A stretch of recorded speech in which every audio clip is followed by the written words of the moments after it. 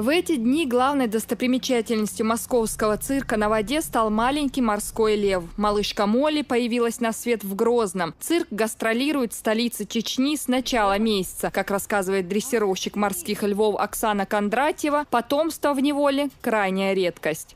Это южные морские львы, которые рождены в Южной Америке, привезены из Уругвая. И первый раз в жизни они родили свое потомство в Грозном. Я считаю, что это большая радость и для вашего города, и для нашего коллектива. Пока малышка живет со своей мамой в специальном вольере, с папой познакомиться ей еще предстоит. Вольер отца Тоби находится рядом. С семьей он общается с помощью звуков. Ну, молодец, все сказал, да? Все рассказал.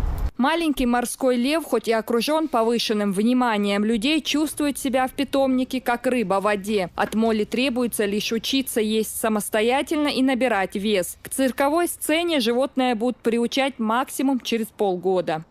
Очень дружелюбные, никогда не проявляющие агрессии. С ними очень легко. Они, конечно, они много требуют терпения, сил и нервов. Это как со всеми, наверное, животными. На этом заключается вся дрессура. Но с ними очень интересно работать и очень интересно их дрессировать. А пока в цирковых номерах участвует отец Молли Тоби. Выступление южного морского льва, вес которого достигает 300 килограммов, вызывает восторг и бурные аплодисменты юных зрителей. Луиза Батыжева, Амир Тагаев. Новости.